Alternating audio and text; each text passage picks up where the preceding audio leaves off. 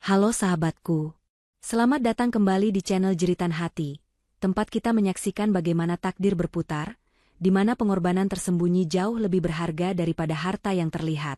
Siap-siap, sahabatku, karena malam ini kita akan masuk ke dalam kisah yang akan menguras emosi dan membuat hati terenyuh.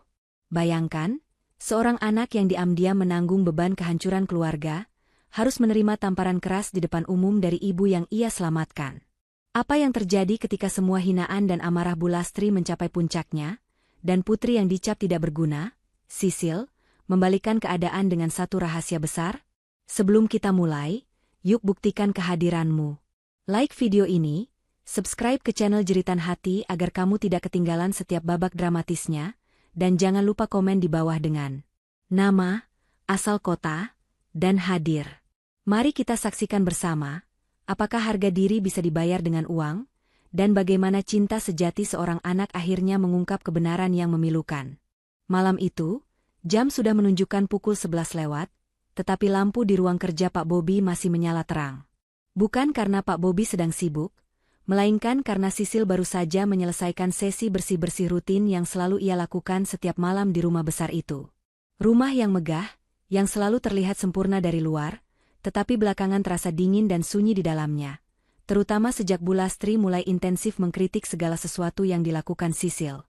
Sisil adalah anak tunggal yang harusnya hidup dalam kemewahan tanpa beban. Namun, sejak 6 bulan terakhir, ia merasa ada beban tak terlihat yang menaungi rumahnya. Ia sering mendapati Pak Bobi gelisah saat menerima telepon, atau Bu Lastri yang mendadak diam 1000 bahasa setelah memeriksa ponselnya. Sisil, yang selama ini dicap pemalas dan tidak mempedulikan urusan keluarga oleh Bu Lastri, sebenarnya memiliki mata yang sangat tajam.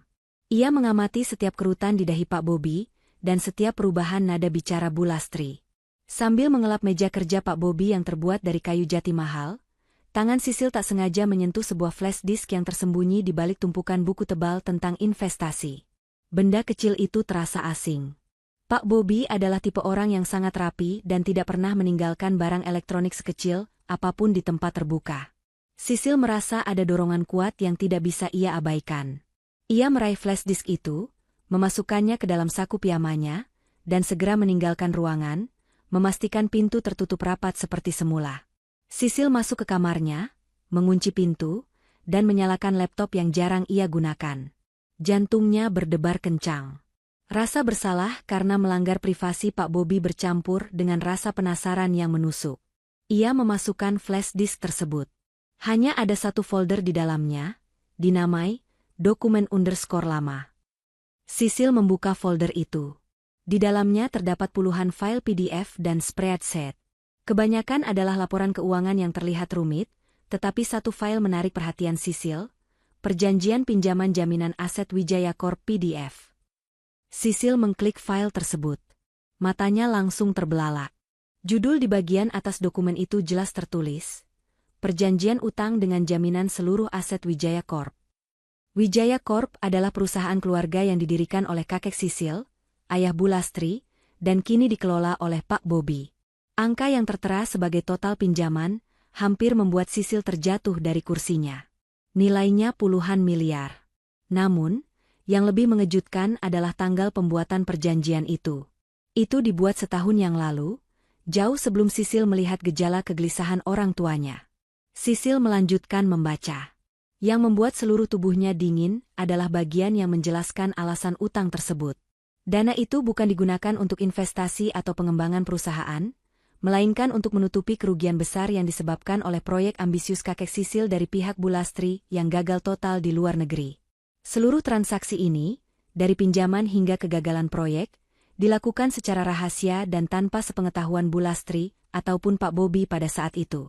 Kakek Sisil ternyata mewariskan bukan hanya perusahaan, tetapi juga bom waktu finansial.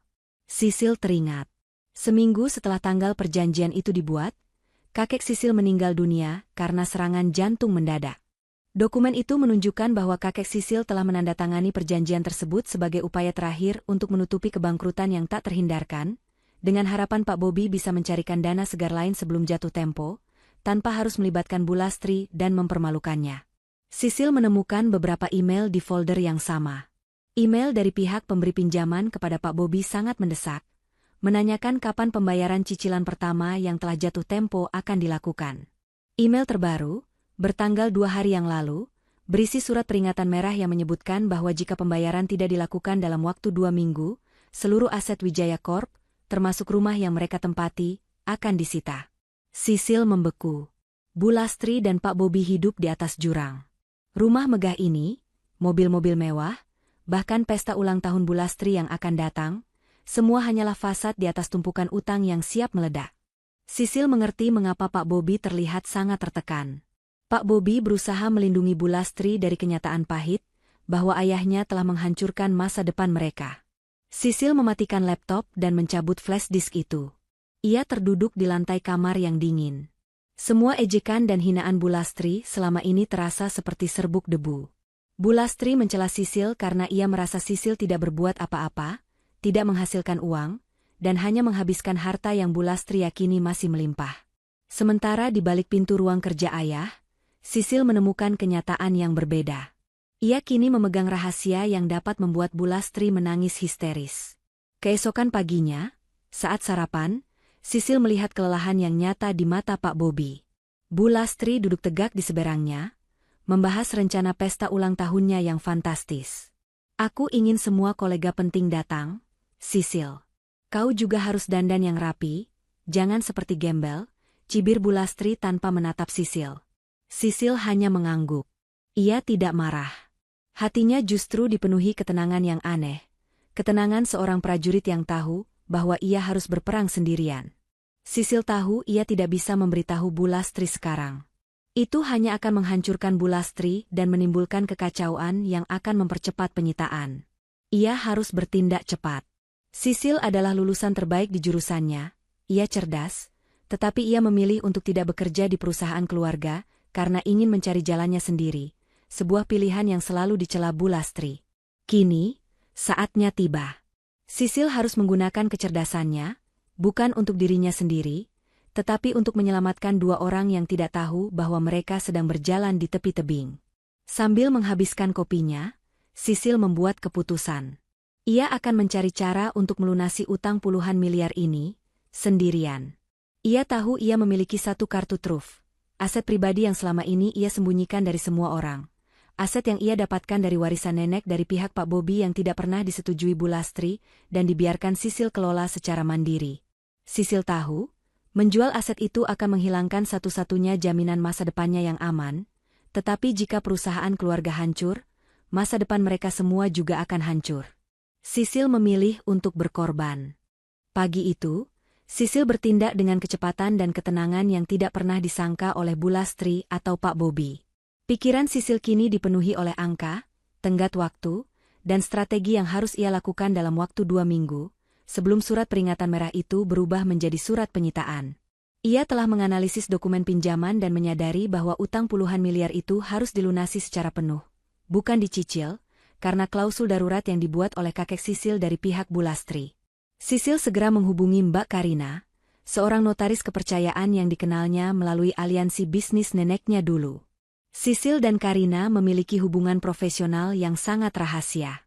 Karina adalah satu-satunya orang di luar keluarga yang tahu tentang keberadaan aset tunggal Sisil, sebuah galeri seni kecil di pusat kota yang juga berfungsi sebagai apartemen studio.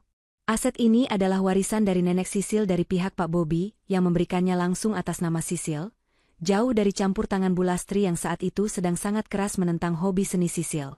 Bu Lastri selalu menganggap properti itu sebagai mainan anak manja yang tidak berguna. Dan Sisil pun memilih untuk membiarkan Bu Lastri percaya demikian. Dalam pertemuan singkat, Sisil menunjukkan semua dokumen utang Wijaya Corp.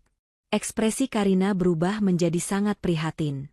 Karina membenarkan bahwa utang tersebut sah secara hukum dan sangat mengancam. Sisil kemudian menyampaikan keputusannya yang sudah bulat. Galeri seni itu harus dijual dengan harga pasar secepat mungkin untuk menutupi pinjaman.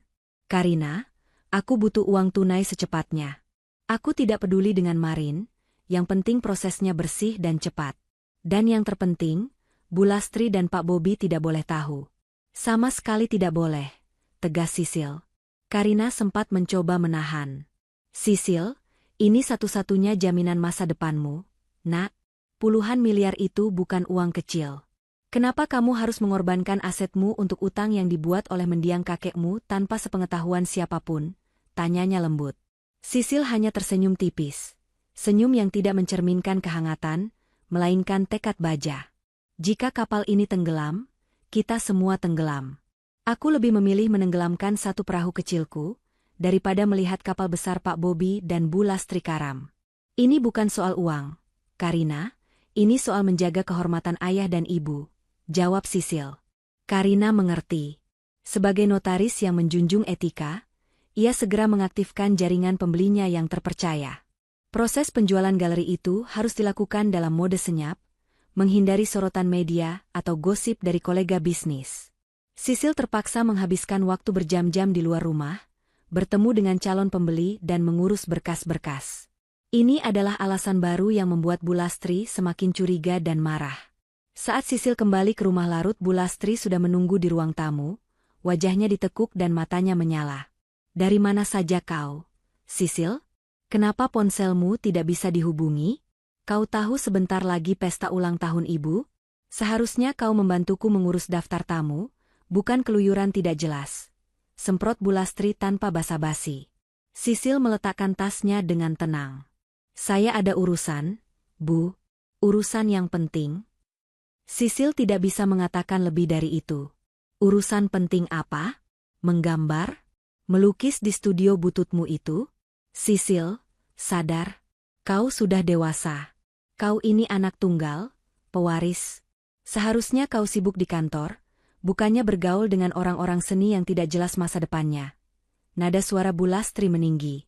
Sisil menahan diri untuk tidak membalas. Bagaimana mungkin ia menjelaskan kepada Bu Lastri bahwa urusan pentingnya adalah menyelamatkan rumah yang mereka tempati, perusahaan yang Bu Lastri banggakan, dari jurang kebangkrutan? Ia hanya berkata, saya sibuk mengurus aset pribadi saya, Bu. Maaf saya tidak bisa membantu daftar tamu. Saya sudah meminta asisten Pak Bobi untuk membantu Anda. Jawaban itu justru membuat Bu Lastri semakin murka. Aset? Aset tidak berguna yang kau dapat dari nenekmu itu? Itu hanya menyia-nyiakan lahan saja. Kau tahu? Ibu sudah berencana menjual studio itu dan menggantinya dengan gedung perkantoran kecil yang bisa menghasilkan uang, tapi kau selalu menolak. Dasar anak keras kepala. Bu Lastri menghela napas kasar. Kau ini seperti benalu di pohon besar, Sisil. Tidak ada kontribusi nyata. Hanya menghabiskan uang Pak Bobi. Kata-kata, benalu, dan tidak ada kontribusi, itu menghujam Sisil lebih sakit daripada tamparan fisik yang akan ia terima di bab 5. Sisil merasa lelah, tetapi ia tidak menunjukkan emosi. Saya mengerti, Bu, jawab Sisil singkat, lalu segera naik ke kamar. Ia tidak ingin pertengkaran itu berlarut-larut. Ia harus fokus pada tujuan utamanya, pelunasan. Di balik pintu kamarnya, Sisil menangis dalam hati. Pengorbanannya terasa pahit. Aset yang ia jual adalah satu-satunya tempat ia merasa bebas dan diakui. Itu adalah satu-satunya tempat yang tidak dikontrol oleh ambisi Bu Lastri dan tekanan bisnis Pak Bobi. Kini, tempat itu harus hilang. Dan sebagai gantinya, ia harus menerima cemoohan tanpa henti. Malam itu, Sisil menghabiskan waktu dengan merangkum semua berkas transaksi. Proses penjualan galeri berjalan cepat, hampir tidak masuk akal. Pembeli, sebuah yayasan seni internasional, membayar tunai karena keunikan properti tersebut. Sisil menandatangani dokumen terakhir.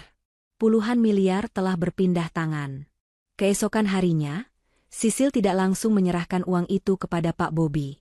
Ia tahu, jika Pak Bobi tahu, Pak Bobi akan merasa terlalu bersalah dan mungkin akan menolak untuk menerima pengorbanan sebesar itu. Sisil menggunakan jasa money transfer terpercaya untuk mentransfer seluruh dana langsung ke rekening pemberi pinjaman, dengan mencantumkan nama perusahaan dan nomor kontrak utang. Sambil memegang bukti transfer ban yang baru saja dicetak, Sisil merasa lega sekaligus hampa. Kebebasannya telah ia tukar dengan ketenangan orang tuanya. Ia kemudian mengirim salinan bukti pelunasan itu melalui kurir kilat ke kantor pemberi pinjaman, memastikan mereka menerima dan segera memproses pembatalan jaminan atas aset Wijaya Corp. Misi penyelamatan telah selesai, tetapi misi Sisil yang sesungguhnya baru saja dimulai. bertahan di bawah badai cemoohan Bu Lastri sambil menjaga rahasia ini sampai waktu yang tepat. Ia harus kuat, karena ia tahu, 2 minggu ke depan akan menjadi neraka sebelum pesta ulang tahun Bu Lastri yang merupakan waktu yang tepat untuk mengungkapkan segalanya.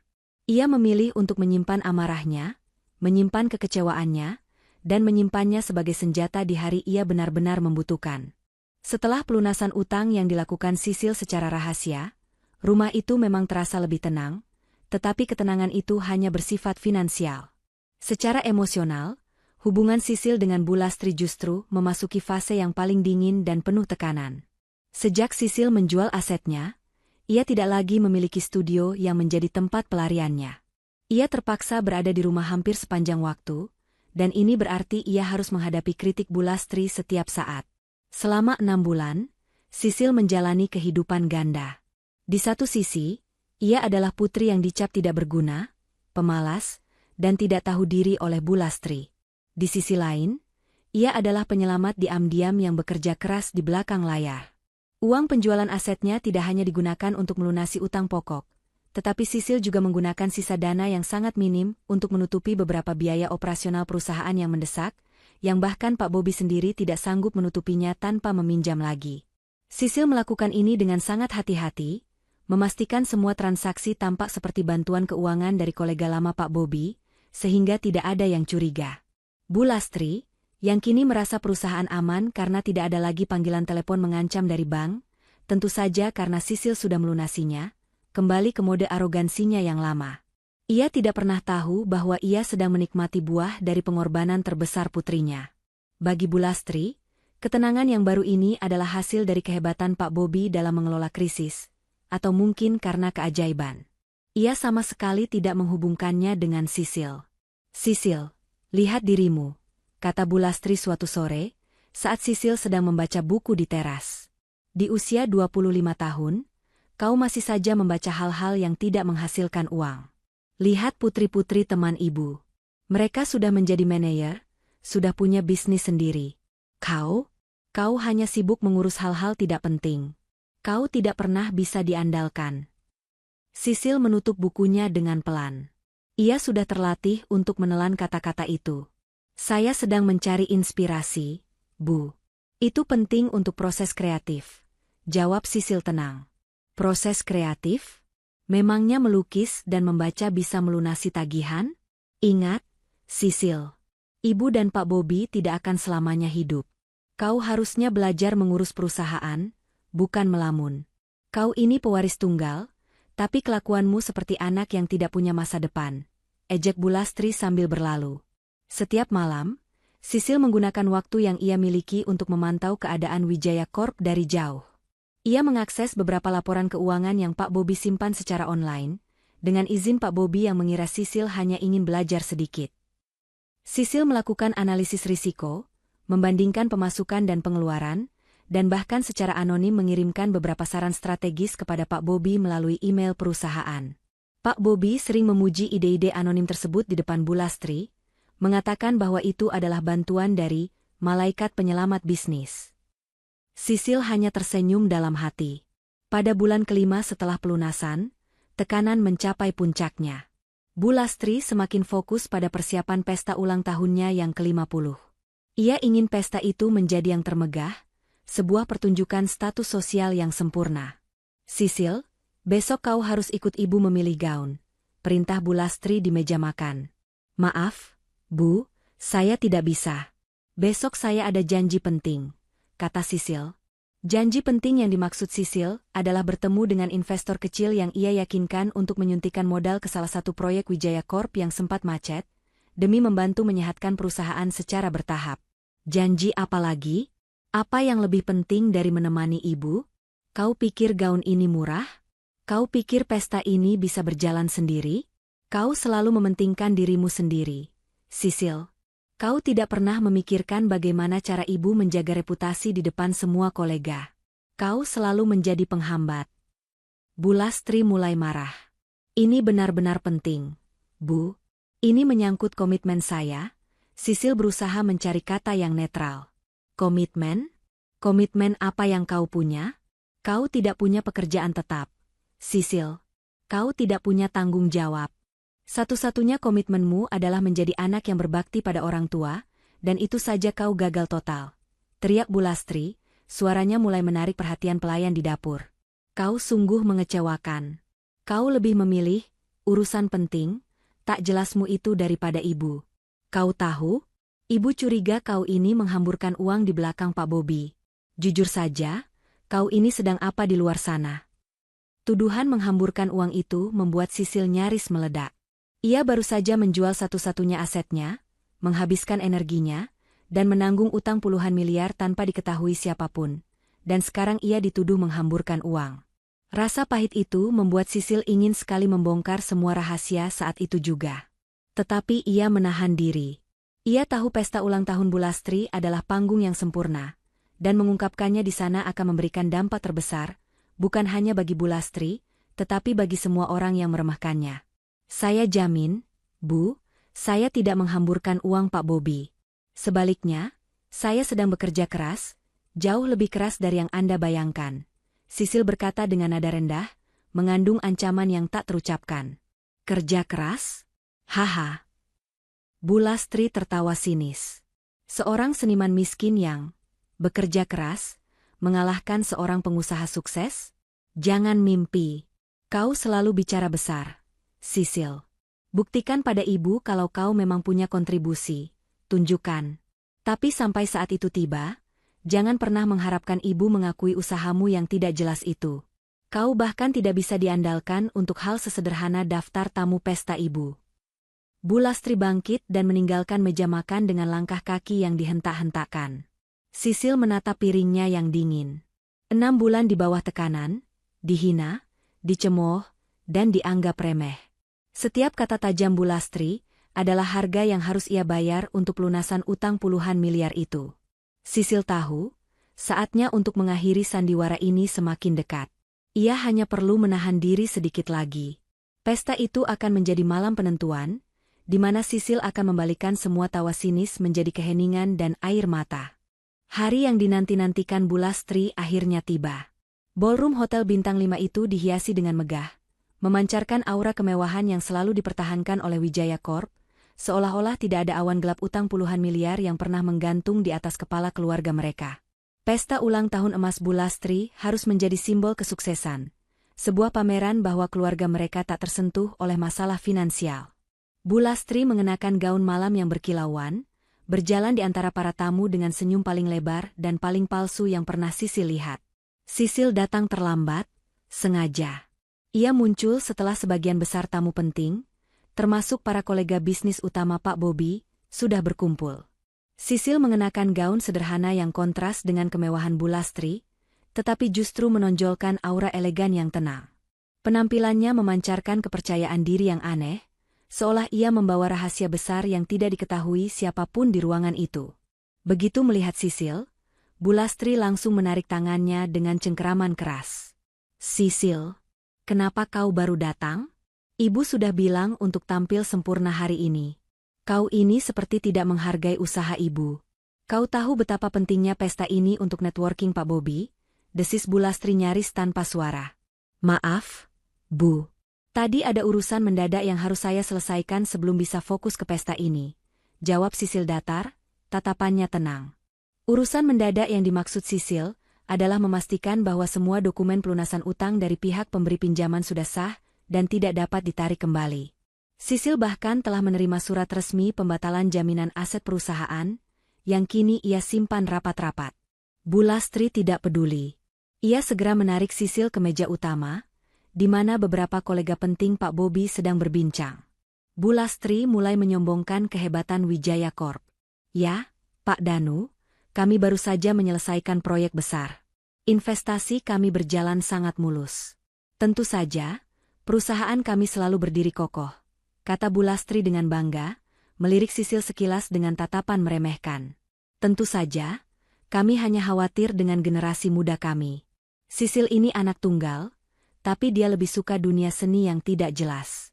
Dia belum menunjukkan minat serius pada bisnis keluarga. Sisil tersenyum tipis, menatap lurus ke mata Bu Lastri. Saya punya cara kerja yang berbeda, Bu. Saya lebih suka bekerja dalam diam, katanya, memberikan penekanan pada kata, diam. Sisil tahu, saat Bu Lastri menyombongkan aset dan kekayaan yang kokoh itu, ia berdiri di atas bubuk mesiu yang seharusnya sudah meledak 6 bulan lalu, dan nyawanya telah diselamatkan oleh pekerjaan diam, Sisil. Pak Bobi hanya diam sepanjang malam. Ia terlihat sangat lelah.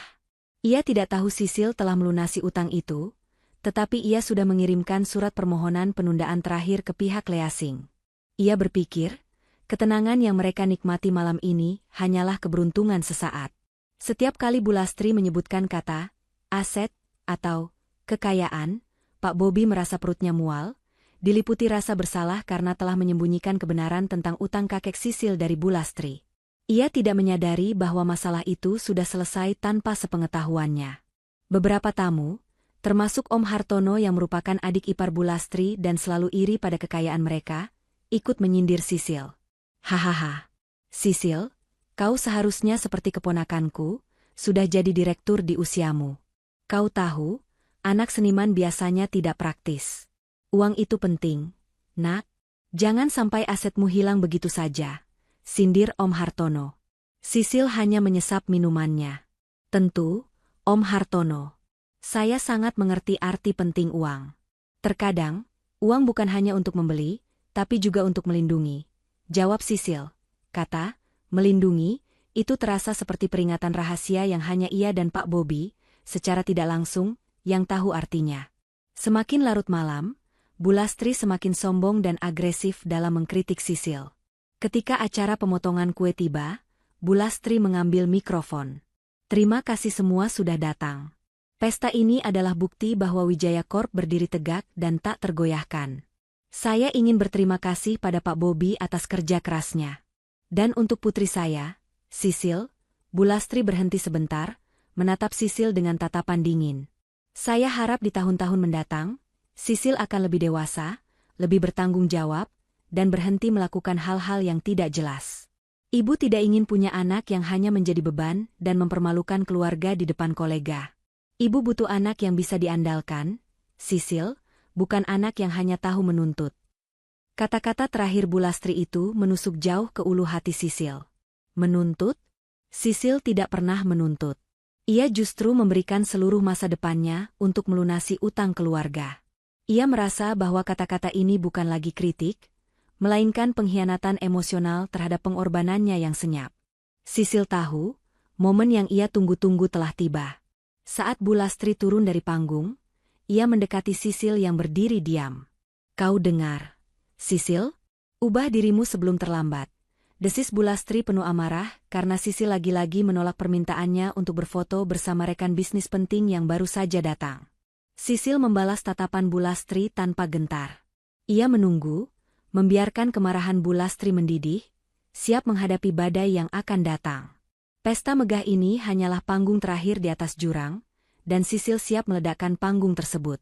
Setelah pidato singkatnya yang penuh sindiran kepada Sisil, Bu Lastri kembali berinteraksi dengan tamu-tamu kehormatan, berusaha keras mempertahankan citra keluarga yang sempurna. Namun, kekesalan Bu Lastri terhadap Sisil terasa nyata, memancarkan aura negatif yang membuat Sisil menjadi pusat perhatian yang tidak menyenangkan. Sisil hanya berdiri di pinggir, mengamati interaksi itu. Tiba-tiba, seorang kolega bisnis senior Pak Bobi yang sangat dihormati, Pak Kusuma, datang menghampiri Bu Lastri dan Pak Bobi. Pak Kusuma adalah sosok yang sangat penting. Ia bisa menjadi investor penyelamat Wijaya Corp di masa depan. Bu Lastri langsung menyambutnya dengan antusiasme yang berlebihan. Selamat malam, Pak Kusuma. Terima kasih sudah datang. Sapa Bu Lastri, memeluknya hangat. Ia kemudian melirik Sisil dan memberikan isyarat mata yang jelas. Segera datang dan berikan kesan terbaik. Sisil tahu ini adalah perintah. Ia bergerak perlahan, tetapi sebelum ia mencapai kelompok itu, telepon Pak Kusuma berdering. Ia meminta maaf dan menjauh sebentar. Pada saat itu, Bu Lastri menarik Sisil lebih dekat dan berbisik dengan nada mengancam. Ini kesempatanmu, Sisil. Bicara yang cerdas. Tunjukkan bahwa kau layak disebut pewaris. Jangan sampai kau mempermalukan ibu lagi. Sisil mengangguk, tetapi ia tidak bisa menahan untuk mengajukan pertanyaan yang sudah lama mengganjal. Ngomong-ngomong, Bu, kenapa Pak Bobby terlihat sangat tegang? Apakah ada masalah dengan kabar dari kantor pemberi pinjaman itu? Sisil bertanya, menyebutkan kantor pemberi pinjaman itu tanpa menyebut utang, menguji seberapa jauh Bu Lastri mengetahui situasi sebenarnya. Wajah Bu Lastri langsung berubah panik sesaat, tetapi ia segera menguasainya. Omong kosong apa yang kau bicarakan, Sisil? Tidak ada masalah. Pak Bobby hanya lelah. Jangan masukkan ide aneh ke kepalanya. Semua sudah aman. Kau tidak usah ikut campur urusan orang dewasa. Bu Lastri berusaha keras agar suaranya tidak terdengar oleh tamu lain, tetapi kekhawatiran yang ia sembunyikan selama ini kini terlihat jelas. Pak Kusuma kembali setelah menyelesaikan panggilan teleponnya. Ia menatap Sisil dengan ramah. Sisil, sudah lama tidak bertemu. Kudengar kau sangat cerdas, tapi memilih jalan yang berbeda dari ayahmu. Ini adalah panggung Sisil. Ia seharusnya menjawab dengan diplomatis, tetapi ia teringat semua cemoohan Bu Lastri selama 6 bulan terakhir. Sisil tiba-tiba merasa muak dengan sandiwara dan kepalsuan ini. Ia memutuskan untuk memberikan satu jab kecil yang akan menjadi pemicu besar. Benar, Pak Kusuma, jawab Sisil, tersenyum sopan. Saya memilih jalan saya sendiri. Dan untungnya, dengan jalan saya sendiri, saya bisa mengurus masalah yang tidak bisa diurus oleh jalan bisnis Pak Bobby dan Bu Lastri. Sisil sengaja mengucapkan kalimat itu dengan ambigu, tetapi nadanya penuh makna. Bu Lastri seketika membeku. Ia tahu Sisil pasti sedang merujuk pada kekacauan yang terjadi beberapa bulan lalu, yang sebenarnya sudah dibereskan Sisil. Bu Lastri merasa Sisil sengaja ingin mempermalukannya di depan Pak Kusuma. Apa maksudmu, Sisil? Bicara yang jelas. Masalah apa? Tuntut Bu Lastri dengan mata melotot, suaranya mulai menarik perhatian tamu yang berada dekat kelompok itu. Ah, tidak ada, Bu, Sisil mengelak. Hanya urusan kecil. Saya sudah menyelesaikannya. Hanya saja, terkadang, orang yang Anda anggap tidak mampu, justru yang paling banyak berkorban. Mendengar kata, berkorban, urat leher Bu Lastri menegang. Ia merasa harga dirinya diinjak-injak di hadapan Pak Kusuma. Apalagi, Bu Lastri baru saja menerima kabar dari asistennya bahwa Sisil lagi-lagi menolak permintaan terakhir Bu Lastri untuk mewawancarai desainer bunga mahal untuk dekorasi pesta, karena Sisil menganggapnya terlalu boros. Bagi Bu Lastri, penolakan Sisil adalah puncak dari pembangkangan yang tidak bisa dimaafkan. Bu Lastri tidak bisa menahan diri lagi. Rasa malu, kepanikan tersembunyi, dan kemarahan karena merasa dihakimi oleh putrinya sendiri, semua meledak. Cukup, Sisil. Kau ini keterlaluan. Kau pikir kau siapa? Kau tidak tahu apa-apa. Kau tidak pernah peduli pada keluarga ini. Kau hanya tahu menentang dan merusak reputasi. Aku tidak punya anak sepertimu. Bu Lastri berteriak, suaranya menggema di ballroom yang tadinya riuh. Semua obrolan di ruangan itu mendadak hening. Ratusan mata tertuju pada mereka. Pak Bobby yang tadinya berdiri agak jauh segera berlari mendekat. Wajahnya pucat pasi. Pak Kusuma dan tamu-tamu lain terkejut melihat drama keluarga ini pecah di tengah pesta mewah. Namun, amarah Bu Lastri belum selesai.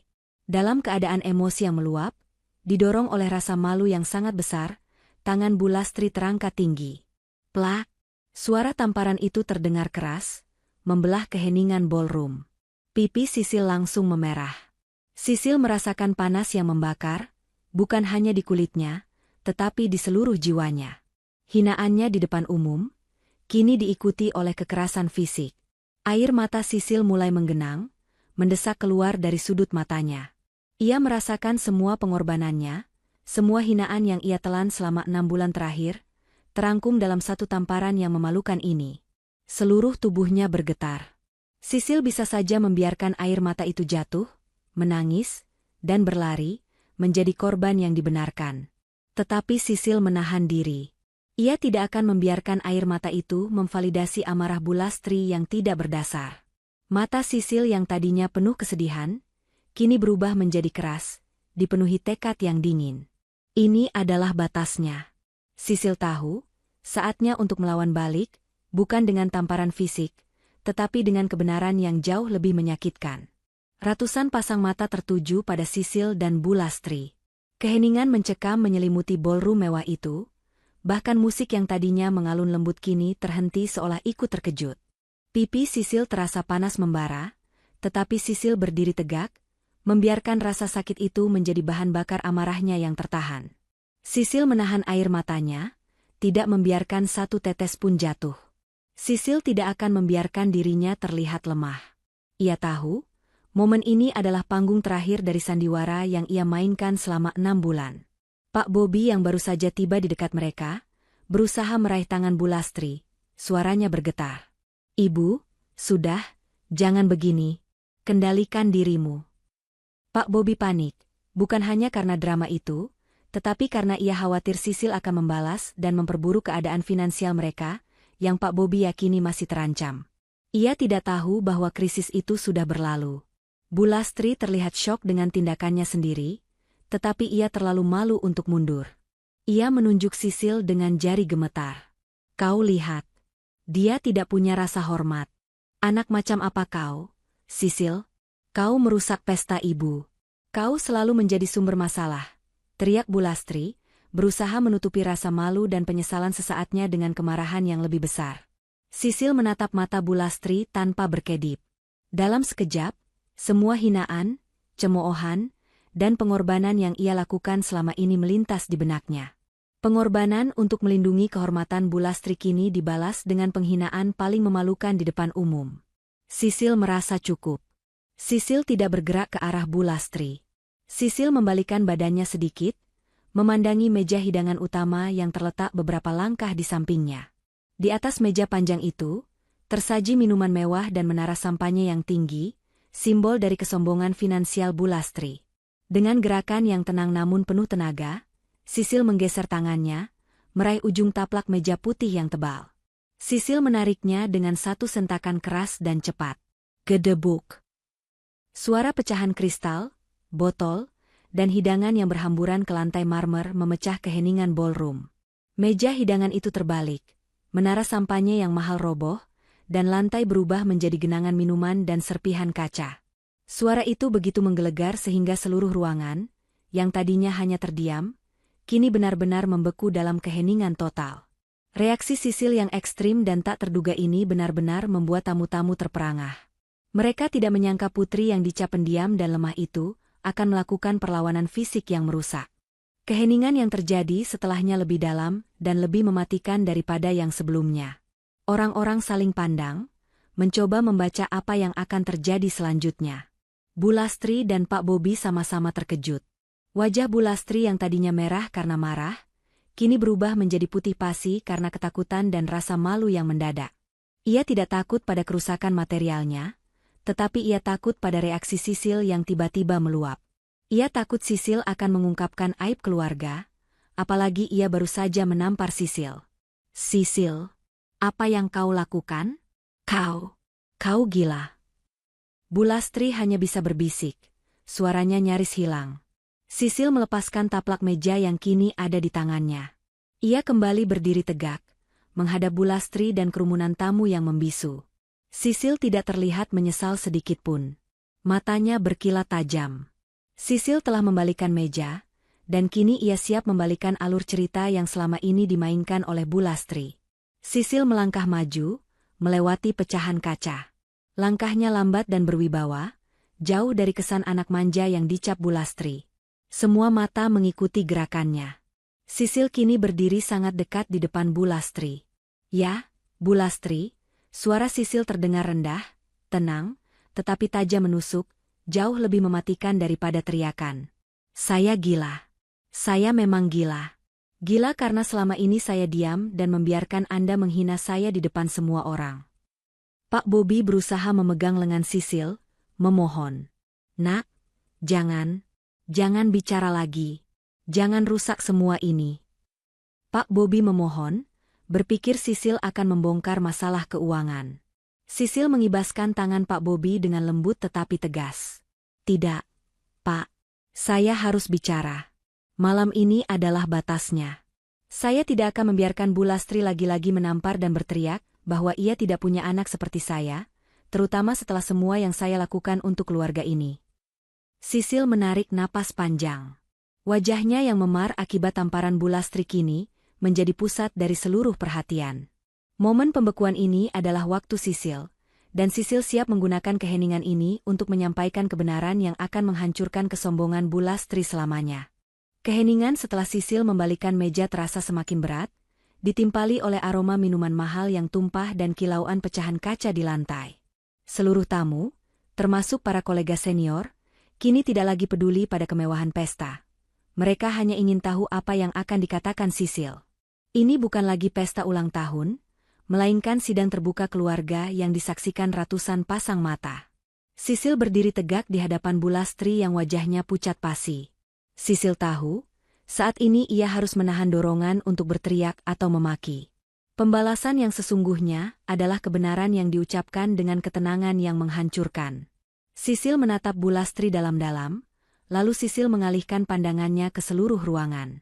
Anda semua mendengar, bukan? Suara Sisil terdengar jelas, tetapi tanpa nada histeris, membuat setiap kata terdengar 2 kali lebih kuat. Anda semua mendengar, bagaimana Bulastri berteriak bahwa, aku tidak punya anak sepertimu. Sisil mengulang kalimat itu, memberikan penekanan yang menusuk. Bulastri menggeleng pelan, seolah ingin menarik kembali kata-kata itu. Pak Bobi menutup wajahnya dengan kedua tangan, dilanda rasa malu yang luar biasa, takut aib Wijaya Corp akan terbongkar. Sisil kembali menatap Bulastri. Wajahnya yang memerah akibat tamparan itu tidak menunjukkan kesedihan, melainkan keberanian yang dingin. Dan saya setuju, Bu, lanjut Sisil. Sisil melangkah maju sedikit, membuat Bulastri mundur 1 langkah kecil. Saya setuju, Anda tidak punya anak seperti saya. Mengapa? Karena anak Anda yang lain tidak akan pernah menghabiskan seluruh uang tabungannya, menjual satu-satunya aset berharganya, hanya untuk menutupi semua hutang yang dibuat oleh kakek dari pihak Anda tanpa sepengetahuan siapapun. Satu kalimat itu menghantam ballroom seperti petir. Para tamu mulai berbisik riuh. Kekayaan dan aset Wijaya Corp? Utang? Kebangkrutan? Ini adalah gosip paling panas yang pernah mereka dengar. Pak Bobi yang mendengar itu langsung mengangkat wajahnya. Ia menatap Sisil dengan mata terbelalak, tidak percaya bahwa Sisil tahu rahasia itu. Pak Bobi merasa dunianya runtuh, ia telah berusaha keras menyembunyikan masalah utang itu dari Bulastri, dan kini Sisil yang membongkarnya, tetapi dengan narasi yang berbeda. Sisil mengatakan ia telah melunasi utang itu. Bulastri yang mendengar tentang utang dan aset yang dijual, langsung menggeleng keras. Menyangkal. Bohong. Kau bohong, Sisil. Kami tidak punya utang. Wijaya Corp kokoh. Kau hanya mencari alasan untuk membalas tamparan ibu. Kau selalu mengarang cerita. Bulastri berteriak, suaranya mulai putus asa. Ia benar-benar tidak tahu apa-apa tentang utang puluhan miliar kakek Sisil dari pihaknya. Anda bilang saya berbohong, Bu? Sisil tersenyum sinis. Sisil melirik Pak Bobi. Tanyakan pada Pak Bobi. Tanyakan pada Pak Bobi tentang flash disk di ruang kerjanya yang berisi surat peringatan merah dari kantor pinjaman. Pak Bobi semakin panik. Ia tahu Sisil tidak berbohong. Tetapi ia tidak bisa membiarkan aib ini menjadi konsumsi publik. Sisil, nak, tolong. Jangan. Jangan sekarang. Kita bicarakan ini di rumah. Pinta Pak Bobi, suaranya memelas. Tidak, Pak. Kita bicarakan sekarang, tolak Sisil dengan tegas. Selama 6 bulan, saya menelan semua hinaan Bulastri, karena saya tahu saya harus fokus pada pelunasan utang yang mengancam rumah ini. Saya dituduh pemalas, saya dituduh menghabiskan uang. Padahal, saat itu, saya sedang bertransaksi di luar sana, menjual satu-satunya harta yang saya miliki, aset yang Anda berdua anggap tidak berguna, untuk menyelamatkan kehormatan Anda semua. Sisil kini berbicara kepada semua orang di ruangan itu, membuat alibi Bulastri hancur berkeping-keping. Sisil mengambil jeda singkat, membiarkan fakta ini meresap. Rasa sakit di pipinya kini terasa seperti medali kehormatan. Ia telah mengorbankan masa depan finansialnya, dan sebagai hadiah, ia menerima tamparan dan hinaan. Pembalasan Sisil bukanlah kemarahan, tetapi pengungkapan ironi yang pedih ini. Para kolega senior yang tadinya menyindir Sisil kini terdiam. Mereka melihat Wijaya Corp yang mereka kira kokoh, ternyata diambang kehancuran, dan diselamatkan oleh seorang anak muda yang dicap pemalas. Mereka mulai bertanya-tanya, siapa sebenarnya yang tidak berbakti di sini? Sisil kemudian melangkah mundur sedikit, mempersiapkan babak selanjutnya. Ia telah meletakkan landasan kebenaran yang akan ia buktikan di bab 8. Sisil memastikan semua orang mengerti, kehancuran pesta ini bukan karena balas dendam, tetapi karena Bulastri menampar penyelamatnya sendiri. Keadaan di ballroom benar-benar kacau. Setelah pengakuan Sisil di bab 7, suasana berubah dari pesta mewah menjadi ruang pengadilan. Semua mata kini beralih dari Sisil ke Pak Bobi dan Bulastri, menuntut jawaban atas tuduhan utang puluhan miliar dan pengorbanan aset Sisil yang baru terungkap. Bulastri masih berdiri kaku, syok dan menolak untuk percaya. Tidak mungkin. Aset peninggalan ayahku sempurna. Kau bohong. Studio bututmu itu tidak mungkin bisa menutupi utang sebesar itu. Dasar tukang hayal. Teriak Bulastri dengan suara serak, kini ia tidak lagi marah, melainkan dipenuhi rasa putus asa. Pak Bobi akhirnya menemukan suaranya, tetapi suaranya pecah. Ia hanya mampu menatap Sisil dengan tatapan memohon. Ia tidak berani menatap Bulastri. Sisil, nak, please. Jangan. Ibu tidak akan kuat mendengar semuanya. Utang itu, Pak akan mengurusnya. Pak mohon, bisik Pak Bobi, mencoba mengakhiri drama di hadapan tamu-tamu. Ia masih berusaha melindungi Bulastri, bahkan setelah Sisil melakukan pengorbanan sebesar ini. Sisil menggeleng.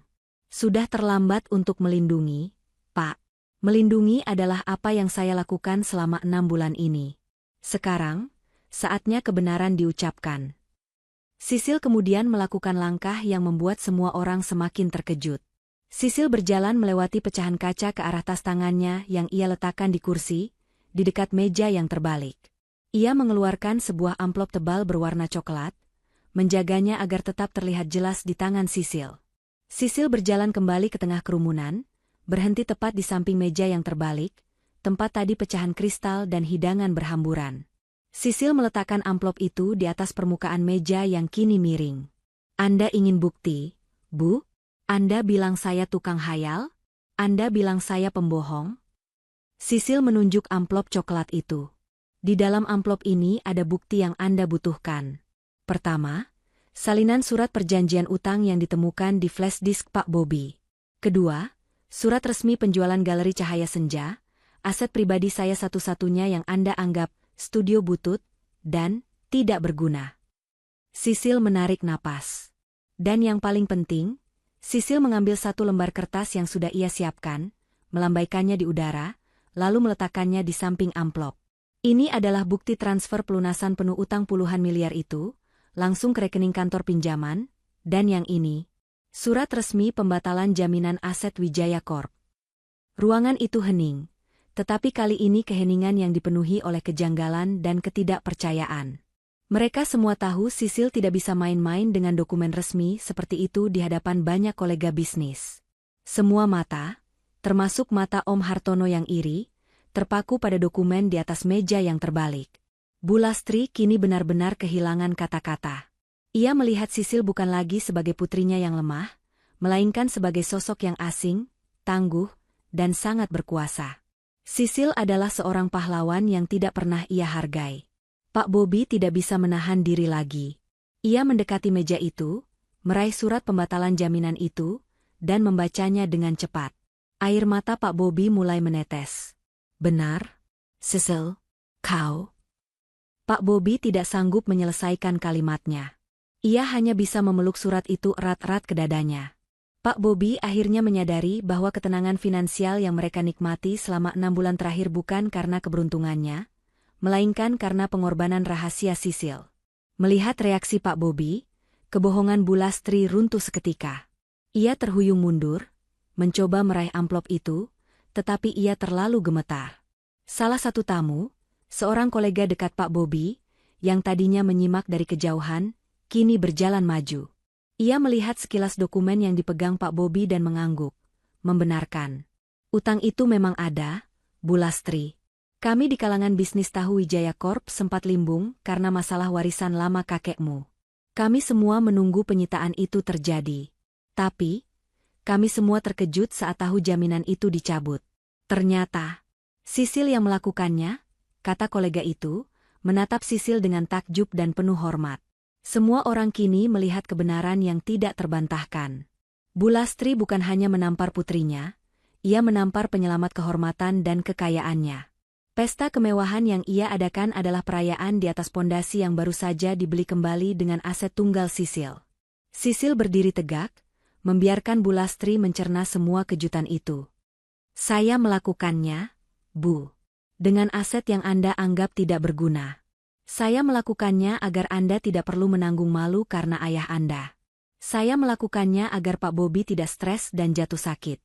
Dan sebagai balasannya, Anda berteriak bahwa Anda tidak punya anak seperti saya, dan Anda menampar saya di depan semua orang.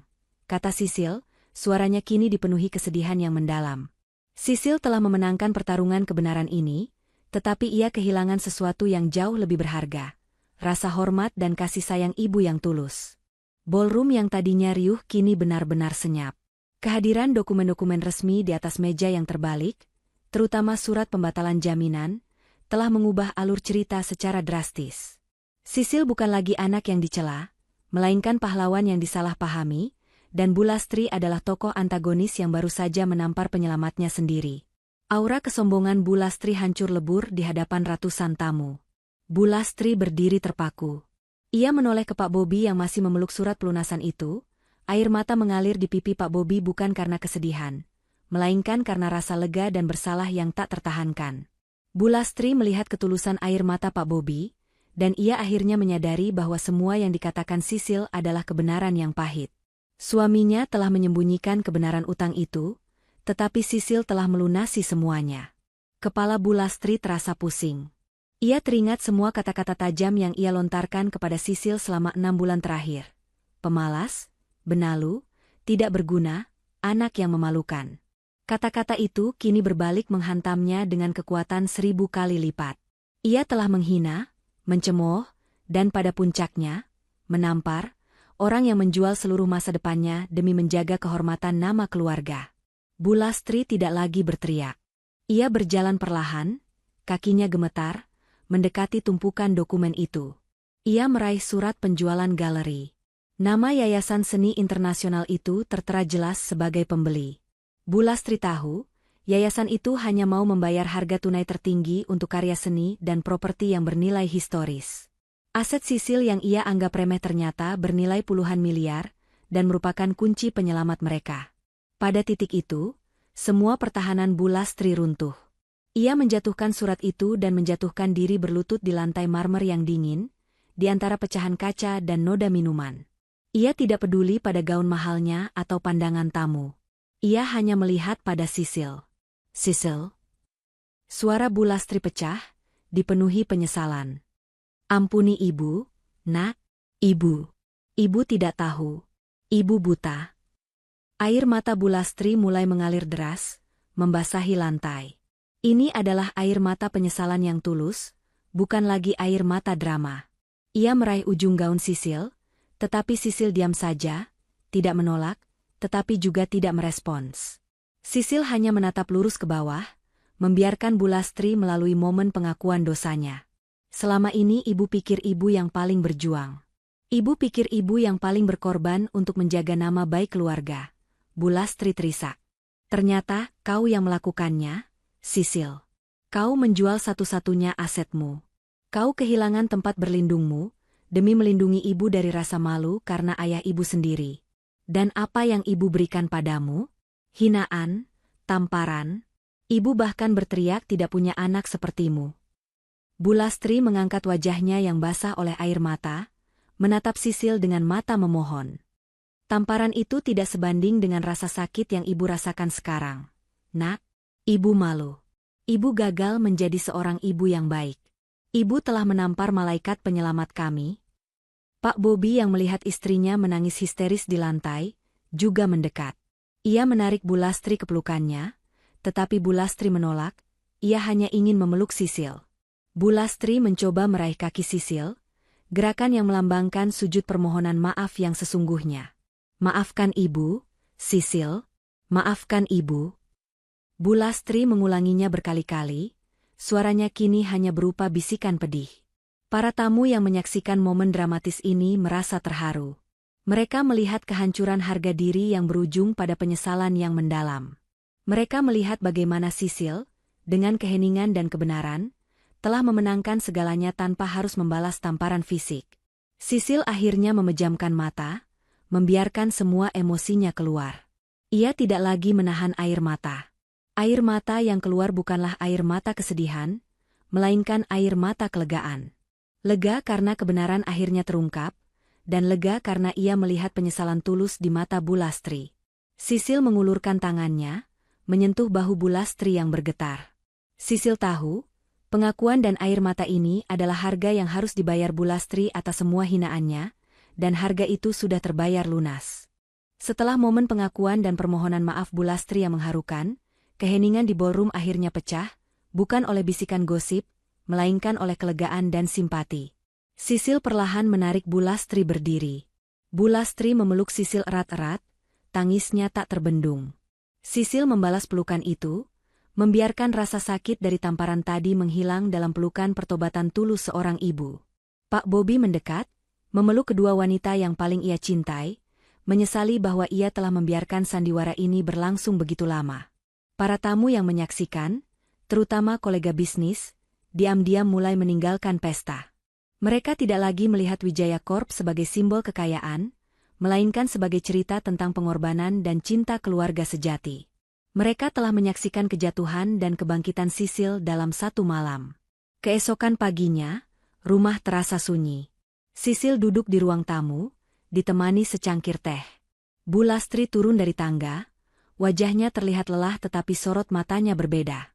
Tidak ada lagi arogansi. Yang ada hanyalah penyesalan yang mendalam dan kasih sayang yang tulus. Bu Lastri duduk di sebelah Sisil. Sisil, nak, ibu. Ibu tidak tahu harus mulai dari mana. Ibu minta maaf atas semua kata-kata yang ibu ucapkan, atas semua cemoohan, dan terutama tamparan itu, kata Bu Lastri, suaranya pelan dan penuh kerendahan hati. Sisil menggenggam tangan Bu Lastri. Saya mengerti, Bu. Itu semua karena Anda takut. Anda takut kehilangan. Anda marah pada dunia, bukan pada saya. Tidak, Sisil. Itu semua karena kebodohan ibu. Ibu terlalu silau dengan harta, dengan pandangan orang, sampai ibu melupakan hal yang paling berharga. Ketulusan hati putri ibu sendiri, jawab Bu Lastri sambil menyeka air matanya. Studio itu, asetmu. Ibu akan mengembalikannya, Sisil. Ibu akan menjual perhiasan ibu dan mengembalikan uangmu. Itu adalah masa depanmu. Sisil menggeleng lembut. Tidak perlu, Bu. Aset itu sudah memenuhi tujuannya. Uangnya telah menjaga rumah ini, menjaga kehormatan Pak Bobi dan Anda. Itu sudah cukup bagi saya. Sisil tersenyum. Yang saya butuhkan hanyalah satu hal, kepercayaan. Bu Lastri menatap Sisil, tatapan hormat menggantikan tatapan meremehkan. Mulai sekarang, semua kepercayaan ibu ada padamu. Nak, ibu sudah terlalu lama mengatur hidupmu. Ibu melihat bagaimana kau bekerja, bagaimana kau mengorbankan segalanya tanpa pamrih. Itu adalah bukti bahwa kau adalah anak yang paling bijaksana yang pernah ibu kenal.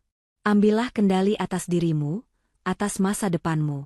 Bahkan, jika kau mau, ambillah kendali atas keuangan keluarga dan perusahaan. Ibu dan Pak Bobi akan mendukung penuh.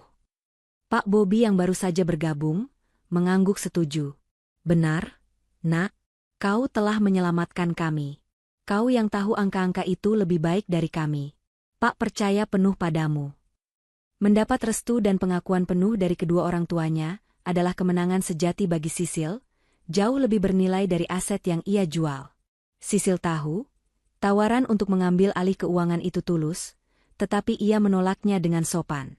Terima kasih, Pak, Bu. Saya menghargai tawaran itu. Tetapi saya tidak ingin mengambil alih perusahaan dengan cara seperti ini, kata Sisil. Saya ingin membangun sesuatu dengan nama saya sendiri, dengan cara saya sendiri. Saya akan membantu Wijaya Corp sampai benar-benar stabil, dan setelah itu, saya ingin memulai lagi dari awal. Bu Lastri tersenyum. Apapun pilihanmu, nak, ibu akan mendukungmu. Ibu tidak akan pernah lagi mencoba mengatur atau meremehkan pilihanmu. Sisil menghabiskan beberapa minggu berikutnya untuk menyusun strategi keuangan Wijaya Corp, memastikan semua beres, dan memberikan rekomendasi kepada Pak Bobi untuk menjalankan perusahaan dengan lebih hati-hati. Ia bekerja dalam tim, bukan sebagai bawahan, dan Bu Lastri kini sering masuk ke ruang kerjanya, bukan untuk mengkritik, melainkan untuk membawakan makanan dan bertanya tentang pendapat Sisil dengan nada hormat. Setelah memastikan Wijaya Corp sudah stabil, Sisil memutuskan untuk meninggalkan rumah. Ia pergi bukan karena marah, melainkan karena ia akhirnya bebas. Bebas dari ekspektasi Bu Lastri, bebas dari utang masa lalu, dan bebas untuk menciptakan masa depannya sendiri. Ia menyewa sebuah apartemen kecil dan mulai menggarap proyek seninya lagi, kali ini dengan visi bisnis yang jauh lebih tajam. Di hari kepergian Sisil, Bu Lastri memeluknya lama sekali. "Pergilah, nak, kejarlah mimpimu. Rumah ini akan selalu menunggumu. Dan ibu berjanji, ibu akan menjadi ibu yang lebih baik.